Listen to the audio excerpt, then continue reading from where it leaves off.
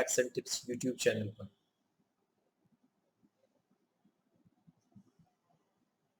आज हम बात करेंगे सेक्शन 54B की, जिसमें एग्रीकल्चर लैंड यदि हम लोग सेल करते हैं तो उसका कैसे हम कैपिटल गेन बचा सकते हैं, इसके बारे में हम बात करेंगे।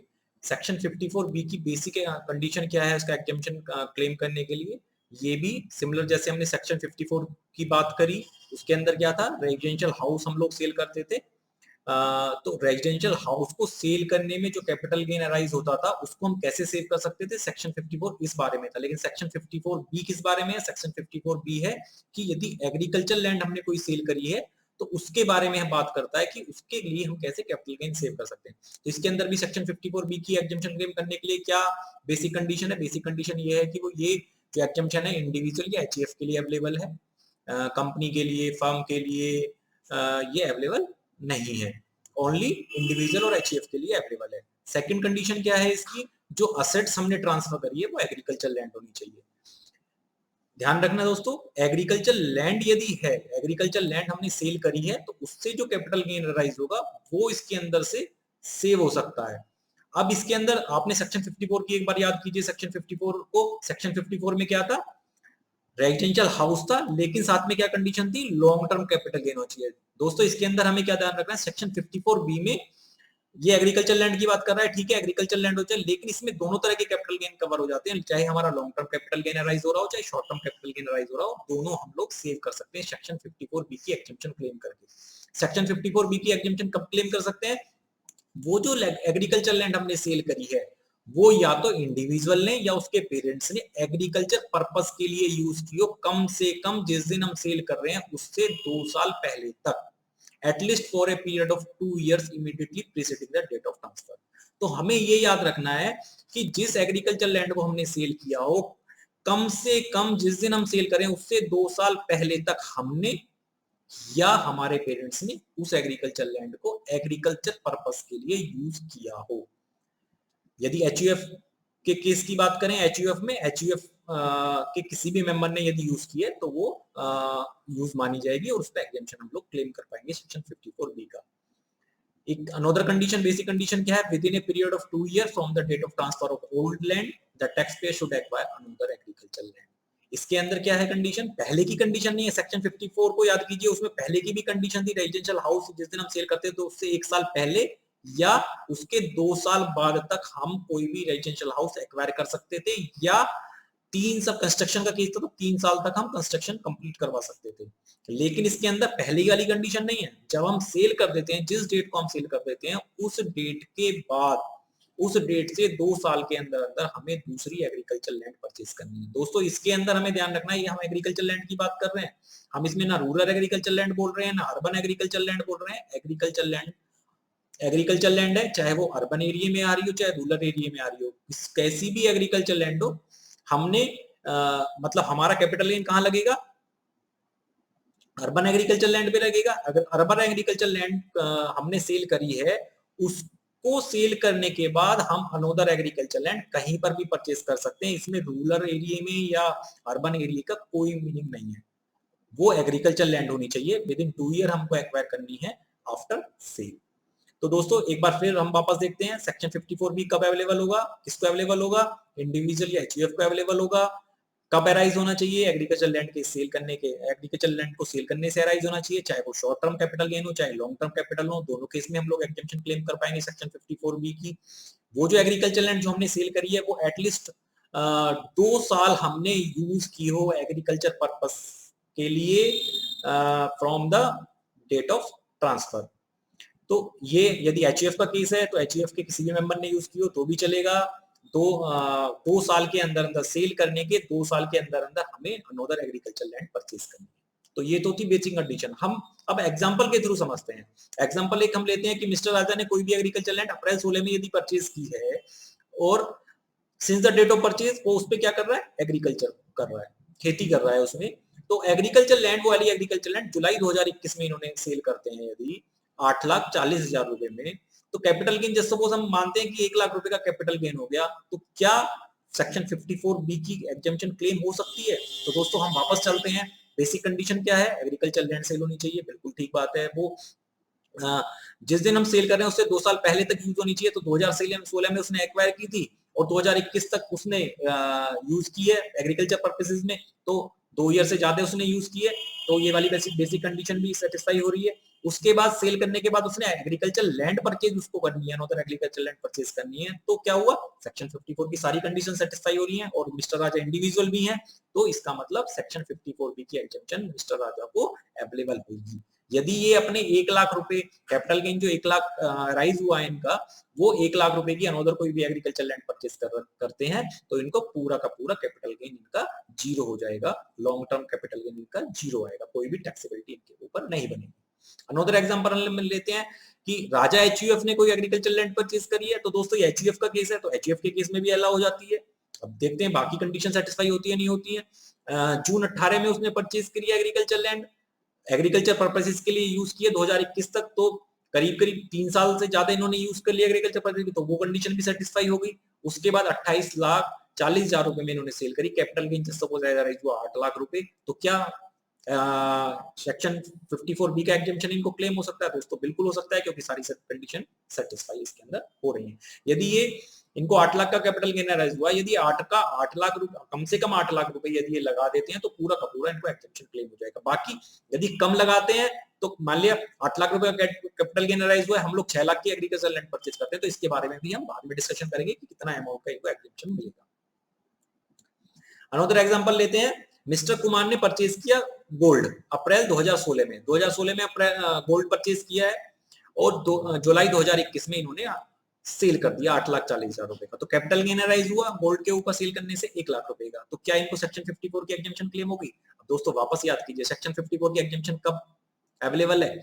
सेक्शन 54 की एग्जेम्पशन एग्रीकल्चर लैंड के केस में है, एग्रीकल्चर लैंड यदि सेल की है तो अवेलेबल है। यहाँ पे हम क्या सेल कर रहे हैं? गोल्ड, तो गोल्ड के केस में तो सेक्शन 54 है ही नहीं, सेक्शन 54 भी है ही नहीं, तो इसका मतलब ये एग्जेम्पशन सेक्शन 54 बी की इनको अवेलेबल नहीं होगी। यदि एग्रीकल्चर लैंड परचेज भी करते हैं, तो ये गोल्ड वाला जो इनका गोल्ड को सेल करने से जो इनके ऊपर कैपिटल गेन राइज हुआ है, उसकी एग्जेम्पशन इनको नहीं मिलेगी।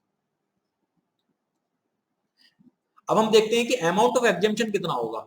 अब अभी हमने बात करी कि हमने मान लिया 10 लाख रुपए का कैपिटल गेन राइज हुआ और हमने 8 लाख की लैंड एग्रीकल्चर लैंड परचेज करी, तो क्या हमें 10 के 10 लाख का अवेलेबल होगा एग्जेम्पशन? नहीं। तो कौन सा क्या अवेलेबल होगा, अमाउंट कैसे हम निकालेंगे? तो हम दोनों दो अमाउंट हमारे पास होने चाहिए। कौन कौन से? Amount of capital gain arise on transfer of agriculture land, तो एक अमाउंट तो वो होगा जो हमारा कैपिटल गेन अराइज होगा, और दूसरा अमाउंट होगा जो हम नया एग्रीकल्चर लैंड परचेज कर रहे हैं या capital gain deposit account scheme में हम डिपॉजिट कर रहे हैं, उसको इंक्लूड करने के बाद उन दोनों अमाउंटों में से जो भी लोअर होगा वो हमें एग्जेम्पशन अवेलेबल होगी। तो दोस्तों समझते हैं एग्जांपल से।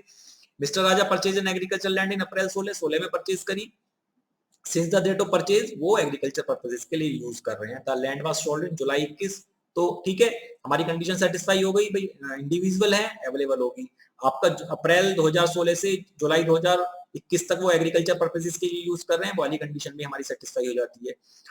इसके बाद कैपिटल गेन कितना अराइज हुआ? जस्ट सपोज 1 लाख रुपए अराइज होता है। अब out of sale proceeds of old land he purchase another agriculture land of ₹3 lakh. 1 lakh का कैपिटल गेन अराइज हुआ, 3 लाख का इन्होंने क्या परचेज किया है? एग्रीकल्चर लैंड परचेज किया। कब कर लिया है? अगस्त 21 में। अराइज कब हुआ था? ये सोल्ड कब की थी? जुलाई 21 में। कितने साल हो गए? 1 साल 1 महीना करीब करीब। तो 1 साल 1 महीना हमारी कंडीशन क्या है कि हमने अनदर एग्रीकल्चर लैंड 2 साल के अंदर अंदर परचेज कर लियो, तो वो कंडीशन भी सेटिस्फाई। इसका मतलब क्या है? हमें सेक्शन 54 की एग्जेम्पशन अवेलेबल होगी। कितनी अवेलेबल होगी दोस्तों बताइए? आपने कैपिटल गेन 1 लाख का राइज हुआ है, 3 लाख की एग्रीकल्चर लैंड परचेज कर लिया, तो इसका मतलब दोनों में से अमाउंट में से कौन सा लोअर है? 1 लाख रुपए। हमारा कैपिटल गेन कितना है? 1 लाख रुपए। 1 लाख रुपए में से एग्जेम्पशन 1 लाख रुपए मिली, तो हमारा टैक्सेबल कैपिटल गेन कितना हो गया? इस केस में 0 हो जाता है। नेक्स्ट एग्जाम्पल हम लेते हैं, मिस्टर कौशल ने एग्रीकल्चर लैंड परचेज करी अप्रैल 16 में, एग्रीकल्चर पर्पसेस के लिए यूज कर ले, मान लिया हमने। जुलाई 21 में इन्होंने सेल कर दिया 18,40,000 में, कैपिटल गेन इनका राइज हुआ है सपोज 4 लाख रुपए। अब दोस्तों ध्यान रखना, कैपिटल गेन कितना राइज हुआ? 4 लाख रुपए। लेकिन इन्होंने क्या करा है? अनदर एग्रीकल्चर लैंड अगस्त 21 में परचेज करी है इन्होंने, लेकिन 3 लाख रुपए की करी है। कैपिटल गेन कितना था? 4 लाख रुपए। करी कितने की परचेज है? 3 लाख रुपए। तो अब दोनों में से लोअर कितना हुआ 3 लाख रुपए। इसका मतलब हमें एग्जेम्पशन कितने की अवेलेबल होगी 54B की, ओनली 3 लाख। तो इसका मतलब हमारा नेट कैपिटल गेन जो टैक्सेबल कैपिटल गेन हमारा हो जाएगा 4 lakh minus 3 lakh is equal to 1 lakh रुपए हमारा टैक्सेबल हो जाएगा। किसमें होगा दोस्तों, शॉर्ट टर्म में, लॉन्ग टर्म में, बताइए। तो ये क्या होगा, हमारा लॉन्ग टर्म कैपिटल गेन होगा, क्योंकि ये हमने लैंड कब परचेज की थी, अप्रैल 16 में, और सेल कब करी हमने, जुलाई 21 में। तो हमारा ये लॉन्ग टर्म कैपिटल गेन के अंदर 1 लाख रुपए हमारे टैक्सेबल हो जाएंगे। अब हम बात करते हैं कॉन्सिक्वेंसेस क्या है यदि हम नया, जो हमने नई एग्रीकल्चर जो लैंड जो परचेज की थी उसको हम सेल कर दें। दोस्तों ये इसमें न्यू हाउस लिखा रह गया, ये न्यू एग्रीकल्चर लैंड है। If a taxpayer purchases new agricultural land to claim exemption under section 54B and subsequently he transfers the new agricultural land within a period of 3 years from the date of its acquisition, then the benefit granted under section 54B will be withdrawn. तो क्या है, हमें कम से कम जिस land का हम exemption claim कर रहे हैं वो हमें 3 साल होल्ड रखनी है। 3 साल यदि हमारे पास रहती है तो ठीक है, और यदि हम 3 साल से पहले हम सेल कर देते हैं तो हमें ये जो हमारा सेक्शन 54B का जो एग्जेम्पशन हमने क्लेम किया ये हमारा विड्रॉ हो जाएगा। अब इसका इंपैक्ट क्या होगा, कैसे करेंगे हम भाई, the restriction will be attracted if after claiming exemption in the 54B the new agriculture land is sold within a period of 3 years. ये तो हमने समझ लिया। अब कैसे होगा भाई, जिस साल में भी हम इसको सेल करेंगे, if the agriculture land is sold within a period of 3 years from the date of its purchase, then at the time of completion of capital gain arising on transfer of new land. किस time की बात कर रहे हैं, जब हम new land को at the time of completion of capital gain arising on transfer of new land, जो हमने जिस लैंड का हमने एग्जेम्पशन क्लेम किया था उसको जिस टाइम हम ट्रांसफर कर रहे हैं, जब उसका कैपिटल गेन हम लोग निकालेंगे तो हम क्या करेंगे, जो कॉस्ट ऑफ एक्विजिशन हमारी होगी उसके अंदर से हम क्या डिडक्ट कर देंगे, जो हमने सेक्शन 54B की एग्जेम्पशन पहले क्लेम कर रखी है। तो दोस्तों ये हमें याद रखना है, बिल्कुल सेम कैलकुलेशन का मेथड है जो हमने सेक्शन 54 में हमने बात की थी, बिल्कुल सेम प्रोसीजर है, उसी प्रोसीजर से हमें करना है। एक बार फिर हम एग्जांपल देखते हैं कि मिस्टर रजत ने एक एग्रीकल्चर लैंड सोल्ड की अप्रैल 21 में 25,20,000 रुपए की।